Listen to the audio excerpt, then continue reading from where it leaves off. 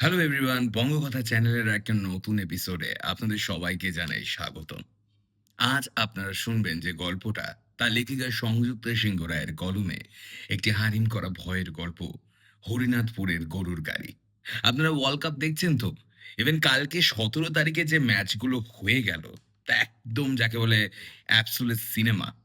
মানে মেসির ৩ টে গোল দেওয়ার পর থেকে বা এমবাপের ২ টো গোল বা হল্যান্ডের ২ টো গোল। তারপর পর্তুগালের উপর অনেকটা চাপ একটা পড়ে গেছিল অবশ্য। কিন্তু যা হওয়ার হয়েছে, যাই হোক সে বিষয়ে কথা বলব না বেশি। আপনি ওয়ার্ল্ড কাপ দেখুন, ওয়ার্ল্ড কাপকে এনজয় করুন এবং পাশাপাশি আমাদের গল্পগুলো শুনবেন। এই গল্পগুলো চলতে থাকবে। এই গল্পগুলোকে শুনতে থাকুন। আর আমাদের গল্পগুলো এখন থেকে YouTube ছাড়াও Spotify তে পাওয়া যায়। তো আপনি ডেসক্রিপশন বক্সে আমাদের Spotify এর লিংকে ক্লিক করে আমাদের Spotify অ্যাকাউন্টটাকেও ফলো করে রাখতে ভুলবেন না। বেশি সময় নষ্ট না করে শুরু করব আজকের গল্প। আজকের গল্প পাঠ এবং গল্পের সূত্রধার রয়েছি আমি দিব্যেন্দু দাস। আজকে গল্পের সাউন্ডে আছে ফিনিক্স এবং পোস্টার ডিজাইনে চিত্রাল। শুরু হচ্ছে লেখিকা সংযুক্তা সিংহ রায়ের কলমে গ্রাম বাংলার একটি হারিম করা ভয়ের গল্প, হরিনাথপুরের গরুর গাড়ি।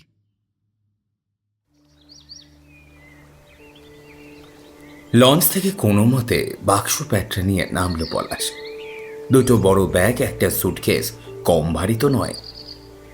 নদীর ঘাটটায় নতুন সংস্কার হয়েছে দেখলেই বোঝা যাচ্ছে। একটা সাইনবোর্ডে লেখা হরিনাথপুর খেয়াঘাট।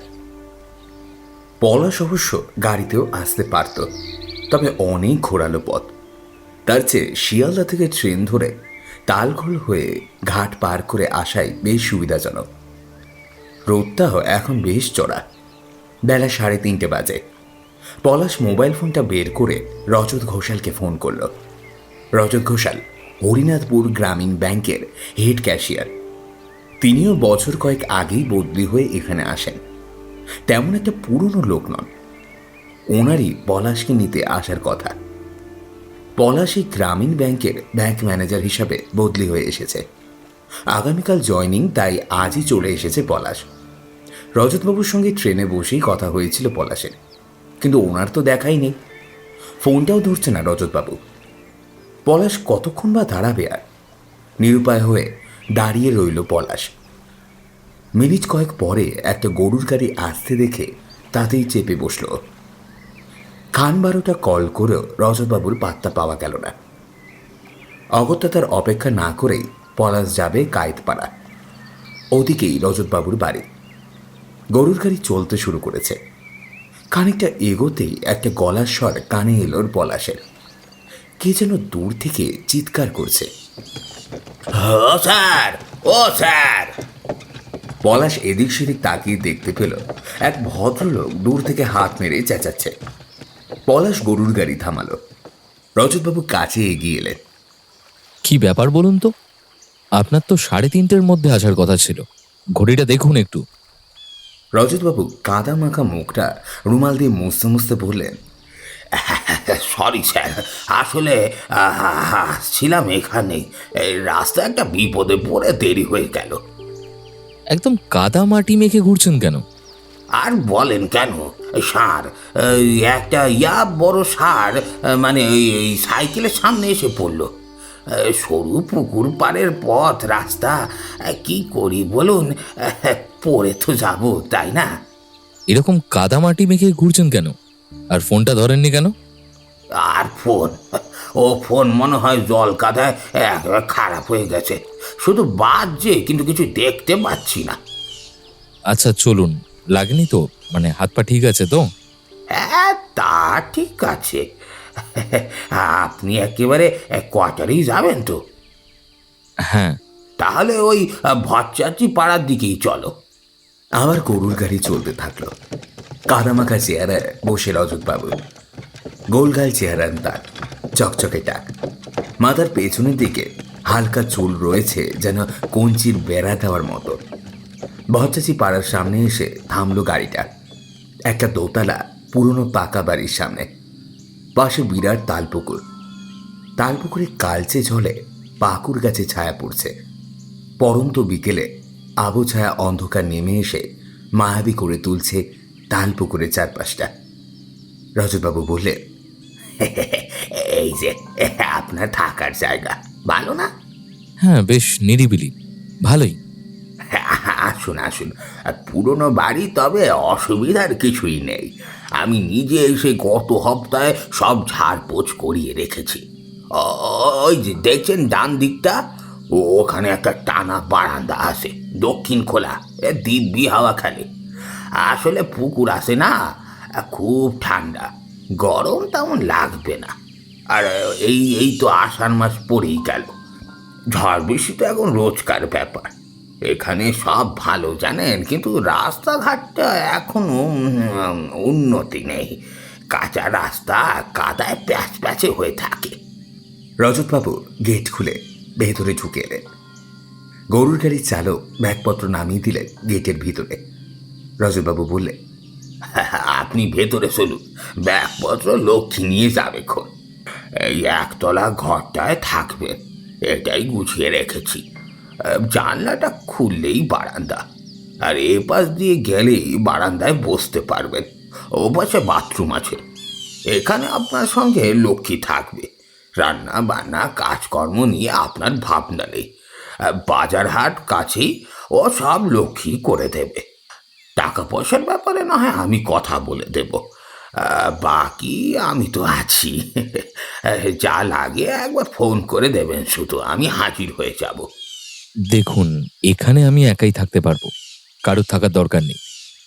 না না, বুঝতে পারছেন না, রাত বিরিতে কখন কি দরকার হয়। লক্ষ্মী না হয় আপনার ঘরেই থাকবে, নিচে বিছানা করে। এমনিতে ভালো, অসুবিধা হবে না আপনার। না না, ওকে বলবেন কাজ ছেড়ে চলে যেতে। তাছাড়া আমার মা চলে আসছে দুদিনের মধ্যেই। ও, তবে তো ভালোই, বেশ বেশ। দাঁড়ান দাঁড়ান, লক্ষ্মীকে ডাকি। লক্ষ্মী, লক্ষ্মী। রজতবাবু জোরে হাঁকলেন। পলাশ বিরক্ত হয়ে চুপ করে বসে রয়েছে চেয়ারে। থাকার জায়গা পলাশের মন্দ লাগেনি, তবে এই লক্ষ্মীর এখানে থাকার ব্যাপারটায় পলাশ অস্বস্তি বোধ করতে শুরু করেছে। তাছাড়া একটা অচেনা মহিলা থাকবেন এখানে, এই বিষয়টা বিরক্তিকর। রজতবাবু লোকটাও অদ্ভুত। পলাশ মনে মনেই ঠিক করলো, রজতবাবু চলে গেলে লক্ষ্মীকে সোজাসুজি বলে দেবে যে এখানে কাজ সেরে বাড়ি যাও, থাকবার দরকার নেই। রজতবাবু মুখের হাতের কাদা শুকিয়ে সাদাটে হয়ে গেছে। উনি ডাকতেই লক্ষ্মী এসে দাঁড়ালো ঘরে। পলাশ ভ্রু কুচকে তাকিয়ে রয়েছে লক্ষ্মীর দিকে। এ কে? এটাই লক্ষ্মী নাকি এটা অন্য কেউ? রজতবাবু বললেন, এই হলো লক্ষ্মী, লক্ষ্মীকান্ত দাস। আর লক্ষ্মী, এটাই হচ্ছে স্যার, সব কাজকর্ম যা বলবেন করবি। হ্যাঁ। লক্ষ্মী এগিয়ে এসে দাঁড়ালো। লম্বা চওড়া পেশিবহুল দুটো হাতে করে নিয়ে এলো পলাশের সুটকেস আর ব্যাগ। খালি গা, কাঁধে একটা গামছা আর পরনে একটা লুঙ্গি তার। কুস্তিগিরির মতো পোক্ত চেহারা তার। পলাশ যেন একটু হকচকিয়ে গেল। তার মানে লক্ষ্মী মেয়ে নয়। এ কথা ভেবেই পলাশ আশ্বস্ত হবে নাকি আশ্চর্য হবে তা বুঝতে পারল না। রজতবাবু বললেন, আমি তাহলে আসি স্যার, লক্ষ্মী রইল, চিন্তা নেই। বলেই রজতবাবু বিদায় নিলে। লক্ষ্মী লোকটা ভালোই, পলাশের খারাপ লাগেনি। কম কথা বলে, কাজ করে অনেক। রজতবাবুর বিপরীত। রজতবাবু বকেই চলেন, কাজ করেন যা সবই গোলমাল। হ্যাঁ, এটা পরদিন ব্যাংকে গিয়ে ভালোই টের পেয়েছে পলাশ। দিন দুই কেটে গেল পলাশের এখানে। ভালোই লাগছে পরিবেশটা। সারাদিন পর বারান্দায় গিয়ে বসে পলাশ। সকালে উঠে পুকুর পাড়ে হাঁটে। লক্ষ্মীর সঙ্গে একবার হাট বাজারটাও ঘুরে দেখেছে। পলাশের মাকে এখানে আনার খুব ইচ্ছে। মা খুঁতখুঁতে স্বভাবের আর ঘরকুনো। মাকে আনাটা কঠিন, তবে পলাশের মন মানে না। একা এক ফালি ঘরে বসে কি করবে মা? শরীরটাও ভালো নয়। এখানে থাকলে পলাশেরও সুবিধা হবে। পলাশ ঠিক করেছিল জায়গা দেখাশোনা করে তবেই মাকে আনবে। মাকে অবশ্য সবটা বলেনিও, বদলির জায়গায় জানায়নি। গ্রাম মোটে পছন্দ নয় মায়ের। কে বলবে যে সেই মাই নাকি এককালে গ্রামের মেয়ে বউ ছিল? সে অবশ্য কতকাল আগের কথা, পলাশ অত শত জানে না। মা ছাড়া আর ঘনিষ্ঠ কাউকেই দেখেনি পলাশ। আত্মীয় বলতে এক মামা। বাবা মারা গেছে সেই ছোটবেলায়, তাকে মনেও নেই পলাশের। মা নাকি বাবা মারা যাওয়ার পরপরই গ্রাম ছেড়ে চলে এসেছিল মামার বাড়িতে। মামা থাকতেন কলকাতায় একটা ভাড়া বাড়িতে। সেখানে থাকতে থাকতেই আজ এতগুলো বছর পেরিয়ে গেছে মা ছেলের। পলাশকে একা হাতেই বড় করেছেন ওর মা। সেলাই জানতেন ভালো, ব্যাস ওটাই লেগেছিল কাজে। পলাশ এখন নিশ্চিন্ত। এখানের পরিবেশ ভালো, মাকে আনাই যায়। লোকটাও বেশ ভালো স্বভাবের, মার যত্নই নেবে। পলাশ ঠিক করল পরের দিনই বেরিয়ে পড়বে, শনিবার। বাড়ি গিয়ে রাতটুকু কাটিয়ে পরদিন মাকে নিয়ে ফিরবে রবিবার বিকেলে। সকাল থেকে মেঘ করেছে। পলাশ মাকে নিয়ে এসেছে হরিনাথপুরে। একটা গাড়ি ভাড়া করেই এনেছে। ট্রেনের ওঠানামা ঘাট পার করাতে ব্যথা আছে তার মায়ের। কোয়ার্টারে পৌঁছাতে সন্ধ্যা হয়ে গেছে। পলাশের জোড়াজুড়িতে আসতে রাজি হয়েছে ওর মা। পলাশ বলল, এই সময় এই বাড়িটাই একেবারে নিরিবিলি আর ফাঁকা। পলাশের মা বাড়ির গেটের সামনে দাঁড়িয়ে রয়েছে চুপ করে, চশমার আড়ালে থাকা চোখ দুটো বিস্মিত। ঘিয়ে রঙের শাড়ির আঁচলটা হাতে গায়ে জড়ানো, কাঁচা পাকা চুলের খোপা ঢলে পড়েছে ঘাড়ে। শ্যামলা গায়ের রংটা বয়সের ভারে আরো খানিকটা অনুজ্জ্বল হয়ে গেছে। পলাশ মায়ের কাপা হাতটা ধরে বলল, মা এসো, এখন অন্ধকার বলে কিছু বুঝতে পারছো না, কিন্তু জায়গাটা খারাপ না। তুই যে বললি মুর্শিদাবাদ টাউনের দিকে তোর কোয়ার্টার। না হলে তুমি আসতে নাকি? আর তাছাড়া তেমন একটা গন্ডগ্রাম তো নয়, কাজের লোক আছে, তোমার অসুবিধা হবে না। এসো তো। বলেই পলাশ হাতটা ধরে বাড়ির ভিতরে নিয়ে গেল মাকে। লক্ষ্মী এগিয়ে এসে ব্যাগপত্র নিয়ে গেল। ও লক্ষ্মী, অবাক হয়েও না, লক্ষ্মীকান্ত নাম ওর। আমিও প্রথমে চমকেই গিয়েছিলাম। লক্ষ্মী কথা তেমন বলে না, ওর কাজ করে। চা করে এনে টেবিলে রাখল। পলাশের মা একপাশে চুপ করে বসে রইল, চোখ মুখ শুকনো। পলাশ বলল, রাগ করেছো? দুদিন থেকে দেখো, খারাপ লাগলে না হয় তোমাকে রেখে আসবো। আমাকে মিথ্যে বলে এখানে না আনলেই পারতিস। পলাশ আর কিছু বলে না। পলাশের মনটা খারাপ হয়ে যায়। মনে মনে ভাবে, বোধহয় এভাবে না আনলেই ভালো হতো। লক্ষ্মী এখানে থাকে না, সারাদিন কাজকর্ম সেরে রাতে বাড়ি চলে যায়। সামনেই ওর বাড়ি। পলাশের ঘরের পাশের ঘরটাই পলাশের মায়ের। রাতে খাওয়া দাওয়া সেরে পলাশ শুয়ে পড়েছে। পলাশের মাও শুয়ে রয়েছে। ঘুম আসেনি তার। ঘণ্টাখানেক আগেই ঝমঝমিয়ে বৃষ্টি নেমেছে। প্রচণ্ড বাজ পড়ার শব্দ। দমকা হাওয়ায় আপলকা জানলার পাল্লাটা ঢকঢক করে নড়ছে। এদিকে ঝড় বৃষ্টি হলেই কারেন্ট চলে যায়, তাই হ্যারিকেন মুছে তেল দিয়ে রেখে গেছে লক্ষ্মী। পলাশের মা হ্যারিকেনটা জ্বেলেছে। টিমটিমে হলদে আলোয় ঘরটা গাঢ় হলদে ক্যানভাসের মতো লাগছে। পুরনো কড়িবর্গারের ছাদটা যেন অন্ধকারে আরো দূরে মনে হচ্ছে। ঘরটাও যেন ক্রমশ বাড়ছে আর কমছে, হয়তো আলোর খেলা। ঢকঢক করে নড়তে থাকা জানলার পাল্লাটা হঠাৎ দমকা হাওয়ায় দরম করে খুলে গেল। বৃষ্টির ঝাপটা এসে ঘরের মেঝে ভিজে গেছে। বিদ্যুতের ঝলকানিতে চারিদিকটা যেন জ্বলে উঠল। পলাশের মা জানলাটা বন্ধ করতে গেল। কালো লম্বাটি গ্রিল আর বাইরের দিক দিয়ে কাঠের পাল্লা। পলাশের মা গ্রিলের ফাঁক দিয়ে দুই হাত বের করে পাল্লাটা টানতে গেল। ঠিক তখনই চোখ পড়ল বাইরের দিকে। তালপুকুরের কালচে জলে বৃষ্টির ফোঁটাগুলো পড়ছে আর জলটা ছিটকে উঠছে। আকাশের বুক ছিঁড়ে আলোর ঝলকানিতে চারপাশটা দিনের আলোর মতো স্পষ্ট দেখা গেল। পলাশের মায়ের বুকটা ছ্যাঁত করে উঠল। তালপুকুরের পাশের যেন লম্বাটে বাহুর মতো দেখাচ্ছে। পাকুর গাছের ডালগুলো যেন লম্বাটে বাহুর মতো দেখাচ্ছে, যেন ক্রমশ এগিয়ে আসছে। পলাশের মা জানলার পাল্লাটা কোনো মতে টেনে আটকে দিল। প্রায় পুরোটাই ভিজে গেছে ঝাপটায়। একটা গামছা নিয়ে সবে মাত্র হাত মা মুছছে, আবার জানলার পাল্লাটা খুলে গেল দড়াম করে। পলাশের মা পিছন ফিরে তাকাতেই চমকে উঠল। শিহরিত কণ্ঠে বলল, কে? জানলার কালো লম্বা গ্রিল দুটো ধরে আছে দুই হাতে। শিউলি এক পাশে সরে এসে কাঁপা গলায় বলল, কে? কে ওখানে? জানলার গ্রিল ধরা দুটো কালচে হাতের মাঝখানে দেখা গেল দুটো চোখ। জল জলের সাঁতাটে এক জোড়া চোখ। পলাশের মা ঘরের একপাশে সিটিয়ে গিয়ে বলল, কে কে তুমি? দুটো জীর্ণ কাঠের মতো হাতের চাপে গ্রিলটা খুলে গেল। ফাঁকা জানলা দিয়ে যেন ঘাটটা উল্টে ঘুরিয়ে মাথাটা ঢুকিয়ে দিল ভিতরে। পলাশের মা চিৎকার করে উঠল। পলাশ, পলাশ! জানলার ওই ফাঁক দিয়ে মাথা গলানোর পর সে সারা শরীরটা টেনে হিচড়ে ভেতরে ঢুকিয়ে নিল কোনো মতে। দেখে মনে হলো সারাটা শরীরের হাড় মরমর করে গুড়িয়ে গেছে তার। সে জানলার নিচে হাত পা মুড়ে বসল। একটা কালচে একখণ্ড কাপড় গায়ে জড়ানো। হ্যারিকেনের হলদে টিমটিমে আলোয় ফুটে উঠছে তার চেহারা। শুকনো কাঠের মতো হাড় বেরোনো কঙ্কাল সার দেহ তার। নারীর শরীরের ভঙ্গি আর অবশিষ্ট নেই। বুকের কাছের মাংস যেন পাঁজরে সিটিয়ে ঢুকে গেছে।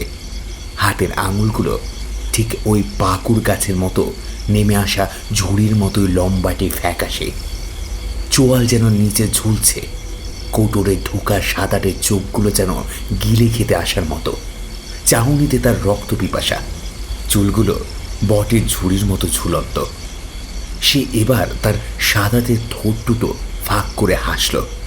দাঁতবিহীন কালো গহ্বরের মতো মুখ ভিতর থেকে চুইয়ে পড়ছে কালচে রক্ত। কর্কশ ক্ষণক্ষণে গলায় হাসির যেন বাঁশ পড়ার শব্দকে ছাপিয়ে কানে বাঁচতে লাগলো পলাশের মায়ের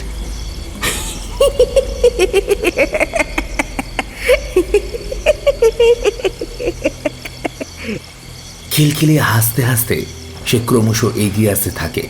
পলাশের মা চিৎকার করে ওঠে, পলাশ! পলাশের মা জ্ঞান হারায়। মাটিতে লুটিয়ে পড়ে তার দেহ। এক ধাক্কায় দরজা খুলে ভেতরে আসে পলাশ। মা, ওমা, ওমা ওঠো, কি হলো? ওমা! পলাশ দেখে খোলা জানলা থেকে আসা বৃষ্টির জলে ভরে গেছে ঘর। জানলার পাল্লা দুটো জোরে জোরে দুলছে। হ্যারিকেনের আলোটা কাঁপছে। পলাশের ডাকে কিছুক্ষণের পর চোখ খুলল তার মা। কি কি হয়েছে? পড়ে গিয়েছিলে জানলা বন্ধ করতে গিয়ে? ইস, পুরো ভিজে গিয়ে।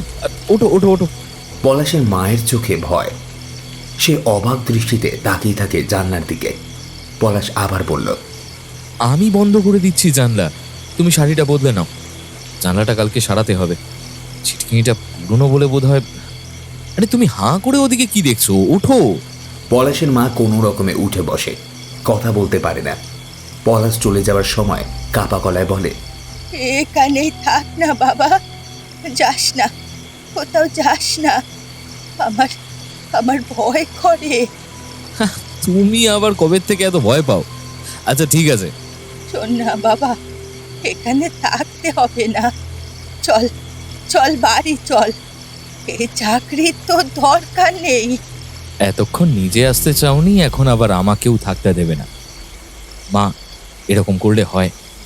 অচেনা জায়গা মানিয়ে নিতে দুদিন তো লাগবে। থাকতে থাকতে সয়ে যাবে। অত ভেবো না, শুয়ে পড়ো। পলাশের মা আর কিছু বলতে পারেনি। সে রাতটা কোনো রকমে কাটে। পরের দিন সকালেও মেঘলা। চারিদিকে জল থই থই করছে। গতকাল রাতের বৃষ্টিতে তোলপাড় হয়েছে চারিদিক। আজও সম্ভবত বৃষ্টি হবে। আকাশে গাঢ় কালো মেঘ। সকাল থেকেই পলাশের মা জেদ ধরে বসেছে এখানে কোনো মতেই থাকবে না। এই নিয়ে একচোট ঝগড়াও হয়েছে পলাশের সঙ্গে। লক্ষ্মী এসে নিজের কাজ করছে। পলাশ বেরোনোর সময় চিন্তিত গলায় বলল, লক্ষ্মী, আমি আসছি। রজতবাবু ফোন করেছিলেন। ক্যাশ ভোল্টে জল ঢুকেছে মনে হয়।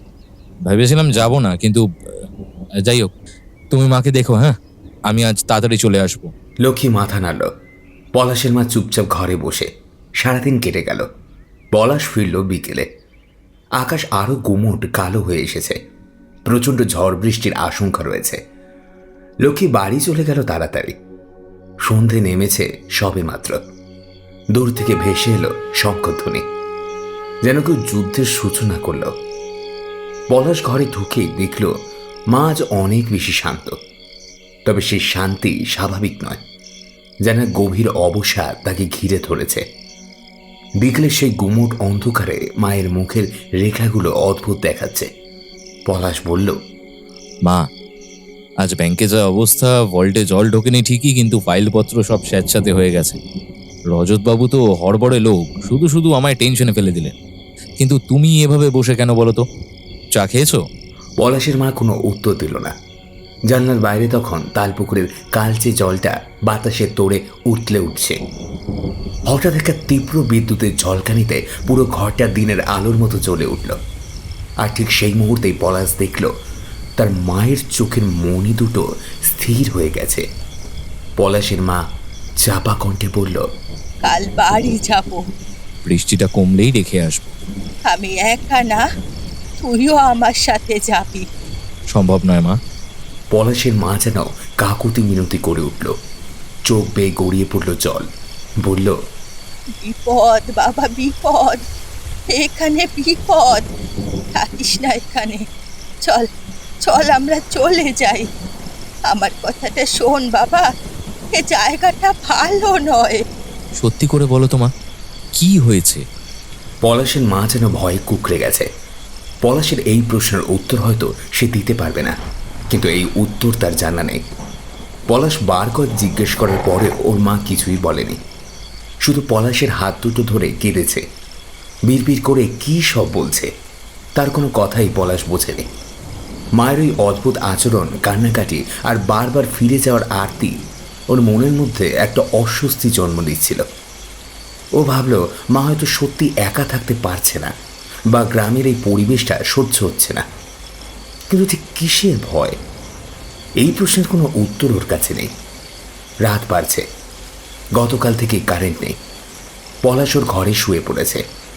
হ্যারিকেনের আলোটা টিমটিম করে জ্বলছে। পলাশের মা সেদিকে তাকিয়েই বসে রয়েছে, যেন ওইটুকুই তার সব। এত অন্ধকারে ওইটুকুই আশার আলো। বাইরে বৃষ্টির বেগ বাড়ল। বাতাসের শস্য শব্দে পুরনো বাড়ির পাল্লাগুলো আচার খাচ্ছে। পলাশের মা দেখল ঘরের দরজার নিচ থেকে কি যেন গড়িয়ে আসছে। জল, বৃষ্টির জল। হ্যারিকেনটা উঁচু করে ধরে দেখতেই তার বুকটা চ্যাট করে উঠল। রক্ত, রক্তের স্রোত যেন ঘরে ঢুকে আসছে। জানলাটা খুলে গেছে দমকা হাওয়ায়। জানলার ওপাশ থেকে কে যেন তাকিয়ে রয়েছে হা করে অপলক দৃষ্টিতে। এ তো সেই কাল রাতে দেখা। না, আর কিছু ভাববার নেই। পলাশের মা ঘাটের এক কোণায় নিজেকে গুটিয়ে নিয়েছে। গলা থেকে তার স্বর বেরোচ্ছে না। পলাশের মা চোখ বন্ধ করে দু হাতে মুখ চেপে গুমড়ে কেঁদে উঠল। এবার ঠিক তখনই তার কাঁধে একটা হাতের স্পর্শ ঠিকরে উঠল পলাশের মা। ঠান্ডা ভিজে হাতের স্পর্শ। সেই ভয়াবহ নারী এবার খাটের পাশে এসে দাঁড়িয়েছে। আটকে উঠল পলাশের মা। কাঁপা গলায় হাঁপাতে হাঁপাতে বলল, কে কে তুমি? এবার সেই ছায়ামূর্তি আরো স্পষ্ট হলো। বলল, শিউলি, এই শিউলি, আমায় বলে গেছিস? না না, আমি তোমায় চিনি না, চিনি না তোমায়। কে তুমি? তুমি কে? ছেড়ে দাও, আমায় ছেড়ে দাও। বলে কেঁদে উঠল পলাশের মা। সে আবার বলল, আমাকে চিনতে পারছিস না শিউলি? পারছিস না? না না, পারছি না, আমি তোমাকে চিনতে পারছি না। আমি আমি চাপাদি রে। চিনি না, চিনি না, আমি ও নামে কাউকে জানি না। যাও যাও যাও, দয়া করে যাও, চলে যাও, আমায় ছেড়ে দাও। কেন ভয় পাচ্ছিস কেন? তাকিয়ে দেখ, আমি কত অপেক্ষা করেছিলাম। এতদিনে এলি বল, হ্যাঁ? পলাশের মা দু হাতে কান চেপে বলল, না না, আমাকে ছেড়ে দাও, ছেড়ে দাও, আমাকে ছেড়ে দাও। ছেড়ে দেবার জন্য কি এত অপেক্ষা করলাম বল দেখি, হ্যাঁ? তোর একবারও আমার কথা মনে পড়েনি না? আমি একা কতকাল এখানে পড়ে রইলাম জানিস? অপেক্ষা করলাম, তারপর খোকা এলো। না না না কি না? খোকা কত বড় হয়েছে, আমি এখন রোজ দেখি ওকে। ওকে কিছু করো না, ও আমার ছেলে, কিছু করো না ওকে। জানিস তো, ওকে আমি দেখি, ও আমায় দেখতে পারে না, আমি ওকে ছুতে পারি না। ওর পাশে এসে বসি, ইচ্ছে হয়। না না, এরকম করো না, ওর কাছে যাবে না তুমি। ওকে নিয়ে আমি চলে যাব এখান থেকে, ওকে এখানে থাকতে দেব না, ও থাকবে না এখানে। না। চাপা ঘাড় ঘুরিয়ে তাকালো শিউলির দিকে, ক্ষণক্ষণে গলায় বলল, চলে যাবি? আবার আবার চলে যাবি? তা তো হবে না শুনি, আর যে কারো কোথাও যাওয়া হবে না, কোথাও না। চাপা তার দীর্ঘ ফ্যাকাশে আঙুল দিয়ে শিউলির চিবুকটা ধরার চেষ্টা করলো। শিউলি শিউরে উঠল, কিন্তু তার গলা দিয়ে কেবল একটা গোঙানি বের হলো। ঠিক তখনই চাপা তার অন্য হাতটা শিউলির বুকের উপর রাখল। শিউলি অনুভব করলেন চাপার হাতের নখগুলো তার বুকের পাঁজর ভেদ করে ভেতরে ঢুকছে। হ্যারিকেনের টিমটিমে আলোয় শিউলি দেখলেন তার বুকের উপর থেকে ফিনকি দিয়ে রক্ত ছিটকে উঠছে। সে দৃশ্য দেখে উল্লাসে ফেটে পড়ছে চাপা। তার হাসির কর্কশ শব্দ বাইরের বাজ পড়ার শব্দকে ঝাঁপিয়ে কানে বাজছে শিউলির। শিউলি গোঙাতে গোঙাতে ক্রমশ ঢলে পড়ল মৃত্যুর কোলে। হঠাৎ এক প্রচণ্ড শব্দে শিউলির ঘরের দরজাটা ভেঙে পড়ল। পলাশ ঘরে ঢুকেছে, তার হাতে টর্চ। টর্চের আলোটা সরাসরি শিউলির ঘাটের উপরে পড়তেই পলাশের হৃৎপিণ্ডটা যেন এক মুহূর্তের জন্য থমকে গেল। শিরদাঁড়া দিয়ে একটা ঠান্ডা স্রোত বয়ে গেল পলাশের। পলাশ চিৎকার করে উঠল। মা! তারপর ঘরে ঢুকে এসে দাঁড়ালো পলাশ। চাপা পলাশকে দেখে একপাশে সরে গেল।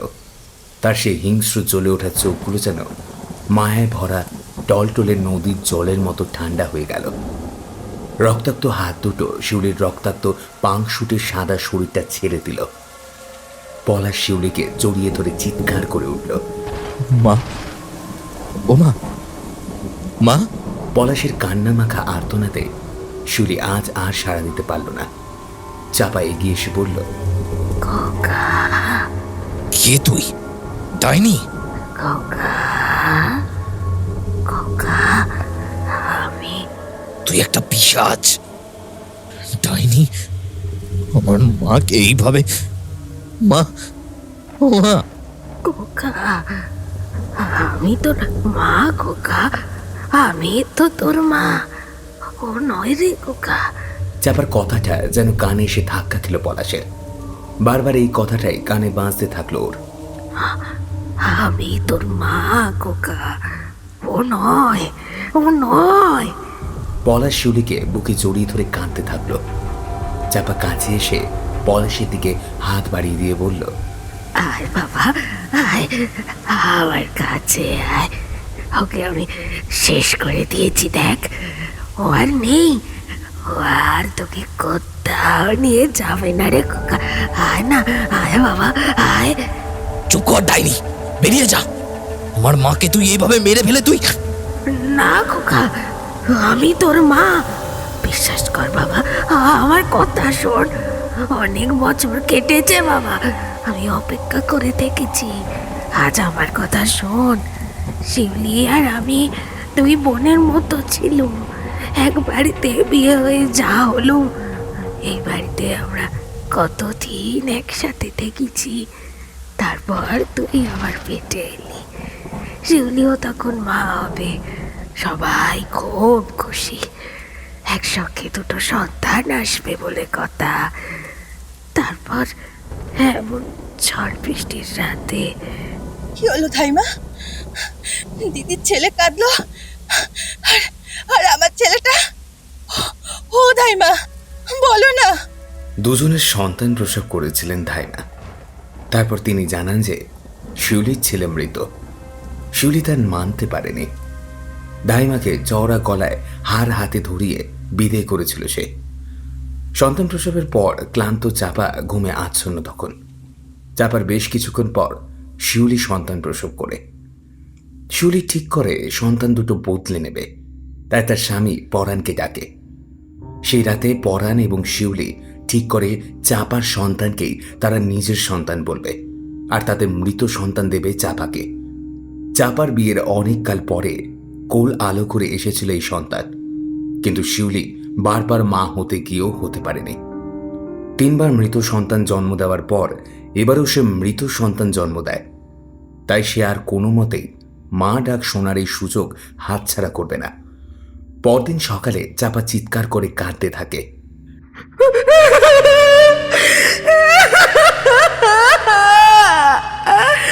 আমার ছেলেকে নিয়ে নিয়েছে। আমার ছেলে বেঁচে ছিল, আমি মনে হচ্ছে জন্ম দিইনি। তোমরা বিশ্বাস করবো, আমি মরার বাচ্চার জন্ম দিইনি। আমার ছেলেকে কে নিয়েছে? ও নিয়েছে। চাপা কাঁদতে কাঁদতে জ্ঞান হারায়। পরে জ্ঞান ফিরলে সে পাগলের মতো আচরণ করতে থাকে। একা একা হাসে, আবোল তাবোল কথা বলে, গাছতলায় বসে থাকে। মাঝরাতে পুকুরে নেমে কি যেন হাতড়ায়। সকলে বলে পাগল হয়ে গেছে। এতকাল পর যদিও একটা বাচ্চা হলো, তাও মরা। ওই জন্যই মাথাটা খারাপ হয়ে গেছে তার। এমনই একদিন শিউলি চাপার খাবারে মিশিয়ে দিল বিষ, মনোক্রোটোফস, চাষের কড়া বিষ। খাওয়ার সাথে সাথেই চাপার মনে হলো পেটের ভিতরে কে যেন জ্বলন্ত কয়লা ঢেলে দিল। গলা দিয়ে স্বর বেরোচ্ছে না, শুধু ঘর ঘর শব্দ। চোখের সামনে সব নীল হয়ে আসছিল। চাপা কোঙাতে থাকলো। ছটফট করতে করতে ওই তাল পুকুরের পাশের পাকুর গাছের নিচে লুকিয়ে পড়ল। পাকুর গাছের সেই অন্ধকারের কোণে ঝুড়ির আড়ালে কুকড়ে পড়ে রইল চাপা। বিষের জ্বালায় তার শরীর ধনুকের মতো বেঁকে যাচ্ছে। মুখ দিয়ে সাদা ফেনা এবং কালচে রক্ত বেরিয়ে আসছে। চোখের সামনে পৃথিবীটা ধূসর থেকে নীল, তারপর ঘন কালো হয়ে এলো। কিন্তু মরার আগে চাপা শেষবার দেখল জানলার ওপারে শিউলি দাঁড়িয়ে আছে। শিউলির কোলে সেই শিশুটা, চাপার নারী ছেঁড়া ধন পলাশ। শিউলি হাসছে, আর পরাণ জানলাটা বন্ধ করে দিল। সেই শেষ দেখা। তারপর সব নিস্তব্ধ। তারপর কেটে গেল বেশ কদিন। লোকে নানান কথা বলল। কেউ পাগলি বলে করুণা করল, কেউ কেউ সন্দেহ করল শিউলিকে। তবে তাতে লাভ হলো না। চাপার স্বামী নিরীহ, শান্ত। সে আরো মুষড়ে পড়ল চাপা মারা যাওয়ার পরে। এক রাতে পরাণ ফিরল না। শিউলি অস্থির। পরদিন পরাণের দেহ পাওয়া গেল ওই পাকুর গাছের তলায়। গলায় কালশিটে দাগ, মুখ থেকে চুইয়ে পড়ছে কালচে জমাট হয়ে যাওয়া রক্ত। শিউলি ভয়ে সিটিয়ে গেল তখন। শিউলির বাবা মানে আছে শুধু এক দাদা। তার কাছে শিউলি ছুটে গেল পলাশকে কোলে নিয়ে। তারপর থেকে শিউলি আর পলাশ একে অপরের সঙ্গে থেকেছে এতকাল। ছেলেকে যত্নে মানুষ করেছে শিউলি। কখনো এই গ্রামের নাম অবধি মুখে আনেনি। পলাশকে প্রাণের চেয়েও বেশি ভালোবেসেছে শিউলি। তবে চাপা, ওর দোষটা কি ছিল? চাপাও তো মা, তাকে কেন বঞ্চিত করা হলো, মেরে ফেলা হলো কেন? চাপা সমস্তটা বলে কাঁদছে, তাকিয়ে রয়েছে পলাশের দিকে। চাপার কথাগুলো ওর কানে সীসার মতো বাজছে যেন, কিন্তু ওর মন তা মানতে চাইছে না। 30টা বছরের লালন পালন সব কি মিথ্যে হতে পারে? পলাশ তো চাপাকে মা ভাবতে পারছে না। পলাশ শিউলির দেহটা বুকে জড়িয়ে বলছে, কেন করলে মা এমন? কেন? তুমি কি একবারও ভাবলে না ওই ছোট বাচ্চাটাকেও তার মায়ের কোল থেকে আলাদা করা অন্যায়? হ্যাঁ, কেন তুমি নিজেকে এতটা নিচে নামালে মা? শিউলির নিথর চোখের কোল দিয়ে এক ফোঁটা কালচে রক্ত বেরিয়ে এলো। যেন মৃত্যুর পরেও শিউলি পলাশের এই প্রশ্নের কোনো উত্তর দিতে চাইছে না। চাপা এবার পলাশের খুব কাছে গিয়ে দাঁড়িয়েছে। চাপা হাত বাড়িয়েছে, পলাশকে ছুঁতে চাইল। চাপা সেই কঙ্কালসার হাতটা পলাশের কপাল ছোঁয়ার আগেই পলাশ ছিটকে সরে গেল। ওর চোখে এক অদ্ভুত বিষাদ। শিউলির নিথর দেহটাকে ও আরো জোরে জাপটে ধরল, বলল, মিথ্যা, মিথ্যা, সব মিথ্যে, সব সব মিথ্যে। চাপার পাশের শিউলির ছায়ামূর্তি এসে দাঁড়ালো, বলল, না বাবা, সব সত্যি। ও মিথ্যে বলেনি। আমি তোর মা নই, কেউ না আমি তোর। খোকা, আমায় বিশ্বাস কর খোকা। তোমার সাথে অন্যায় হয়েছে ঠিকই, কিন্তু আজ তুমি যা করলে তাও কি নেয়? হ্যাঁ, আমার থেকে আমার মাকে কেড়ে নিলে, আবার আমার একমাত্র আশ্রয়, আমার আর কেউ নেই। চলে যাও, চলে যাও এখান থেকে, চলে যাও, যাও। চাপা সরে গেল। পলাশ শিউলির দেহটা জড়িয়ে বসে রইল। পলাশের মা বলছে, না বাবা, ও তো মা, ওর দোষ নেই। দোষী তো আমি। সেদিন আমি অন্যায় করেছি, ওকে ক্ষমা করে দিস। পারলে আমাকেও ক্ষমা করিস। ভালো থাকিস বাবা। একবার মা বলে ডাক না বাবা, একবার মা বলে ডাক। মা, মা, বলে আবারও জড়িয়ে ধরল শিউলির দেহটা। চাপা মিলিয়ে গেল আপনা আপনি। হয়তো বুঝলো পলাশের মনে মা হিসাবে তার স্থান নেই, সেখানে শিউলিরই দখল। পলাশ একা বসে রইল ওই ঘরে। বাইরে বৃষ্টি থেমে গেছে। পলাশ এক পা করে সেই জানলাটার দিকে এগিয়ে গেল, যেখান দিয়ে চাপা ভেতরে ঢুকেছে। বাইরে অন্ধকার আর ঝোড়ো হাওয়া তাকে ডাকছে। সে বুঝতে পারছে না কি তার সন্তান। তার মনে হলো এই পৃথিবীতে পলাশ বলে কেউ কোনোদিনও ছিলই না। সে কেবল দুটো জিঘাংসু নারীর মাতৃত্ব লড়াইয়ের মাঝখানে পড়ে থাকা একটা জীবন্ত মাংসপিণ্ড। পলাশ নিজের দুই হাত কানে দিয়ে হাত চাপা দিল, তারপর আর্তনাদ করে উঠল। তার চিৎকার তখন মানুষের গলার স্বর নেই, আছে এক পৈশাচিক যন্ত্রণা। হঠাৎ সেই শান্ত ভোরে দূর থেকে শোনা গেল এক অদ্ভুত শব্দ। কোনো পাখির ডাক নয়, কোনো মানুষের কণ্ঠ নয়, যেন অনেক দূর থেকে এক নারী তার সন্তানকে ঘুম পাড়ানোর গান গাইছে। সে গানে কোনো সুর নেই, আছে শুধু এক পৈশাচিক তৃপ্তি। বোধহয় চাপা গাইছে, হায় রে খোকা গোলটি জুড়ে, মায়ার বাঁধন ছিঁড়ে আয় মায়ের কাছে, মায়ের কোলে, মা তোকে আজ ঘুম পাড়ায়। হায় রে খোকা গোলটি জুড়ে, মায়ার বাঁধন ছিঁড়ে আয় মায়ের কাছে, মায়ের কোলে, মা তোকে আজ ঘুম পাড়ায়। ভোরের পাখির ডাকে যখন হরিনাথপুরের আকাশ পরিষ্কার হয়ে এলো, ভোরের আবছা আলোয় ঘরে সেই খোলা জানলা দিয়ে ভিজে মাটির গন্ধ আর পাখির কিচিরমিচির শব্দ ভেতরে আসছে।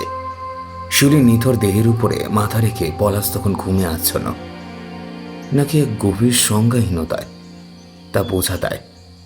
ঘরে দাঁড়িয়ে রয়েছে লক্ষ্মীকান্ত আর রজতবাবু। Sir, sir. কিন্তু পলাশ আর চোখ মেলল না। সে তখন এমন এক জগতে পৌঁছে গেছে যেখানে কোনো শিউলি নেই, কোনো চাপা নেই, যেখানে মাতৃত্বের কোনো ভাগাভাগি নেই। তালপুকুরের গভীর অন্ধকারে সে আজ পরম শান্তিতে ফিরে গেছে।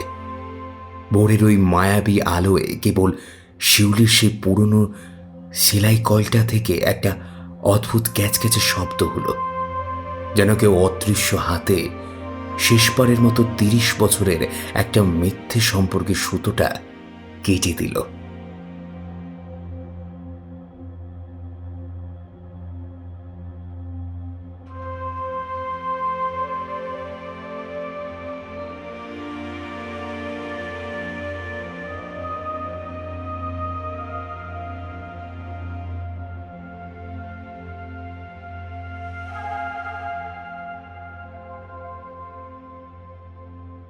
লেখিকা সংযুক্তা সিংহ রায়ের কলমে গ্রাম বাংলার একটি হাড়হিম করা ভয়ের গল্প, হরিনাথপুরের গরুর গাড়ি। আজকে গল্প পাঠিয়েছিলাম আমি দিব্যেন্দু দাস। অন্যান্য চরিত্রে ছিল খুশি, পূজা এবং সৌরভ। গল্পের পোস্টার ডিজাইনে ছিল চিত্রায়ন, সাউন্ডে ছিল ফিনিক্স এবং গল্পের শব্দ সংযোজনে ছিল সুদেশনা। কেমন লাগলো আপনাদের আজকের এই গল্পটা? জানাবেন আমাদের ইউটিউব কমেন্টে, এবং এই ওয়ার্ল্ড কাপে আপনি কোন টিমকে সাপোর্ট করছেন সেটাও আমাদের ইউটিউব কমেন্টে জানাতে ভুলবেন না। কোথা থেকে আপনি আমাদের এই গল্পগুলোকে শুনছেন এবং এই গোটা গল্পটা শুনে আপনি 10-এর মধ্যে কত রেটিং দেবেন সেটাও আমাদের ইউটিউব কমেন্টে জানাবেন। ও একটা ভালো সুসংবাদ আছে আপনাদের জন্য। আপনাদের সকলের ভালোবাসায় আমাদের চ্যানেলটা এখন অনেক বড় হয়েছে। আমি, আপনি সবাই মিলে একটা পরিবার হয়ে উঠেছি। তো আমাদের কমিউনিটিতে একটা বেঙ্গলি অডিও স্টোরির ফেস্টিভ্যাল হয়েছিল। সেখানে আমাদের গল্পটা যেটা আছে, আমাদের মোস্ট পপুলার কনটেন্ট যেটা আপনাদের সকলের ভালোবাসায়, শীতের রাতে চায়ের দোকানে, ওই গল্পটা পাঠানো হয় এবং ওটা নমিনেশনেও যায়, এবং ওই গল্পের জন্য আমরা ২ টো অ্যাওয়ার্ডও পাই। এক হচ্ছে এইটা, যেটা আমি পেয়েছি, আমাদের প্রোডাকশন পেয়েছে, আমরা পেয়েছি। আরেকটা হচ্ছে আমাদের যে পোস্টার বানায় যারা চিত্রায়ন, তারাও একটা পেয়েছে। এই ভালোবাসাগুলো, এই অ্যাওয়ার্ডগুলো, প্রথমবারের এই অ্যাওয়ার্ড পাওয়া, বা এর আগে আমি একটা আমাদের এসেছিল এই অ্যাওয়ার্ডটা। তো আপাতত ২ খানা অ্যাওয়ার্ড। তো আপনারা এভাবেই আমাদের ভালোবাসুন, আমাদের গল্পগুলোকে শুনতে থাকুন। এই অ্যাওয়ার্ডগুলো থেকেও সবচেয়ে দামি হচ্ছে আপনাদের এই ভালোবাসাটা যখন আমরা পাই। আপনাদের ভালোবাসা এরকমভাবেই পেতে থাকবো। আমাদের চ্যানেল, আমাদের পরিবারটা আরো অনেক বড় হয়ে উঠুক। এভাবে শুনতে থাকুন, ভালোবাসতে থাকুন এবং সঙ্গে থাকুন বঙ্গকথা ইউটিউব চ্যানেলের সাথে। দেখা হচ্ছে অন্য কোনো গল্পে।